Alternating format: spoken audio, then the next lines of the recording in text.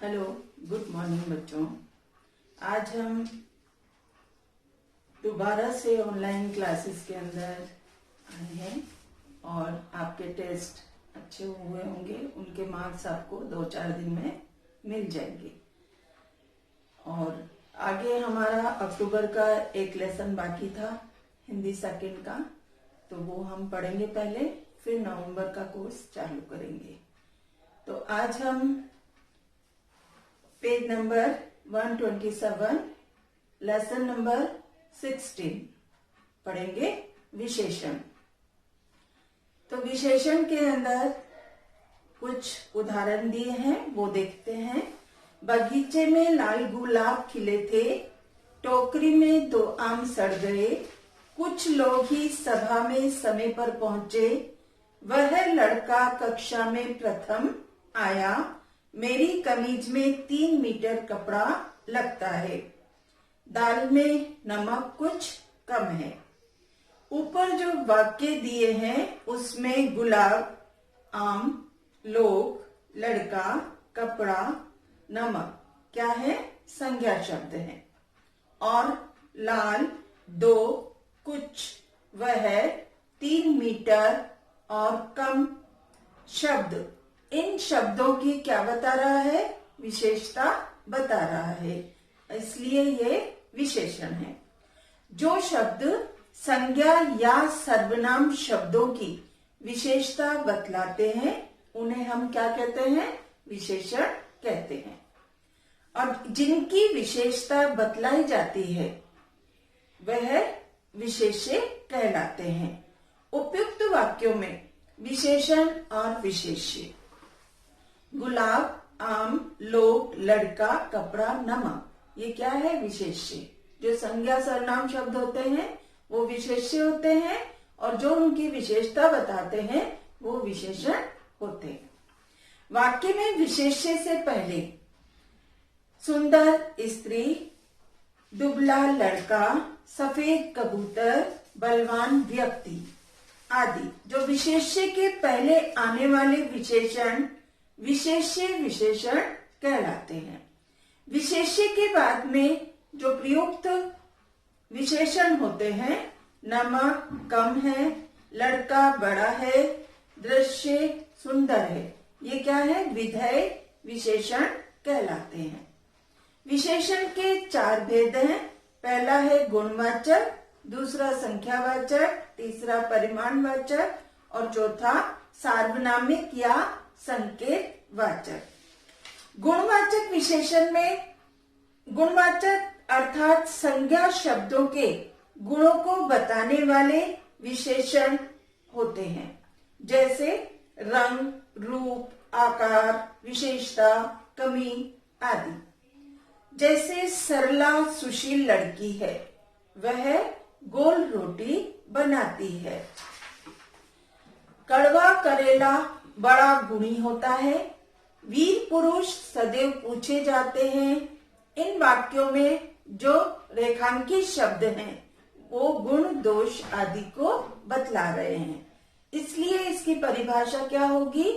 किसी वस्तु या प्राणी के गुण, दोष, रंग, आकार, प्रकार अथवा अवस्था आदि विशेषता बतलाने वाले शब्दों को गुणवाचक विशेषण कहते हैं। यहाँ पर गुणवाचक विशेषण कुछ बताए गए हैं, वो देखिए। गुण दोष का बोध कराते हैं, वो है सच्चा, दानी, शांत, परिश्रमी, भोला, शैतान आदि। और जो स्थान का बोध कराते हैं, ऊपर नीचे, मैं 2 उदाहरण पढ़ रही हूँ। आकार का बोध कराने वाले चौकोर, गोल। रंग रूप का बोध कराने वाले काला, पीला।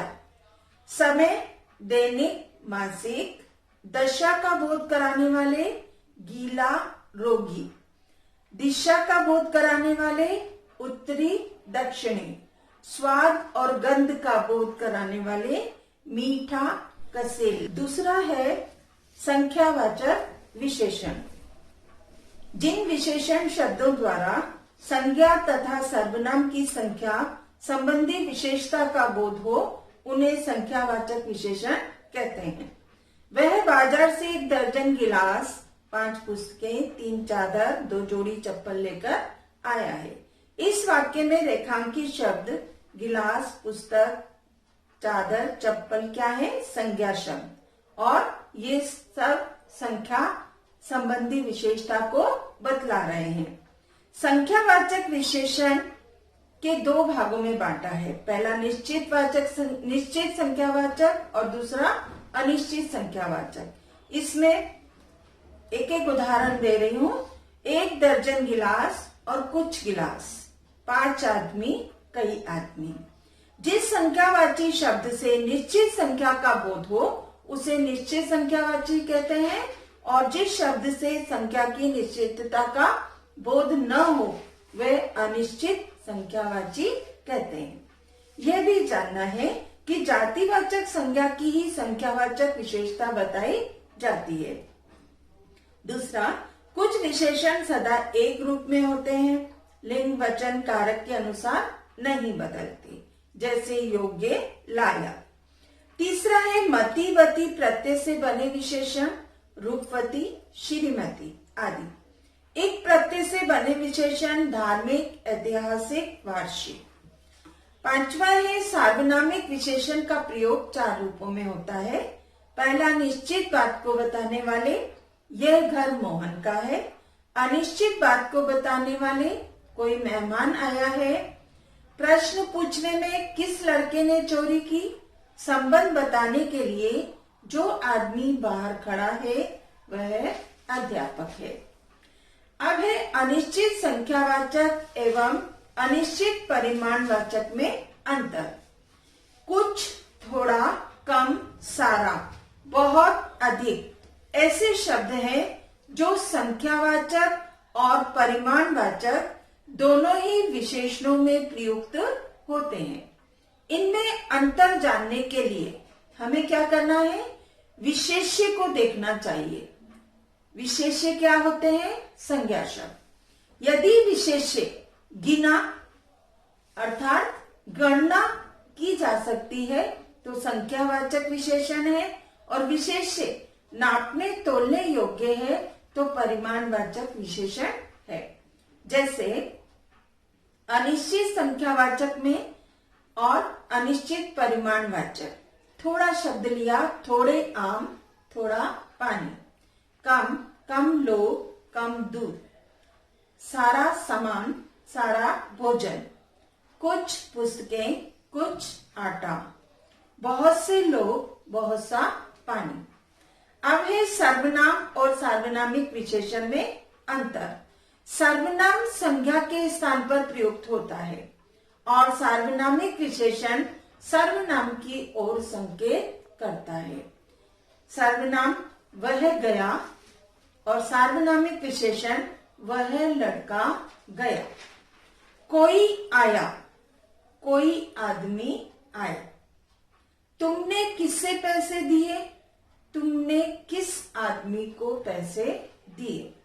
सर्वनाम संज्ञा के स्थान पर प्रयुक्त होते हैं और सार्वनामिक विशेषण संज्ञा के पहले आते हैं, जैसे यह घर, वह पुस्तक आदि। आज हम इतना ही पढ़ेंगे, बाकी कल पढ़ेंगे। 2 पॉइंट कल।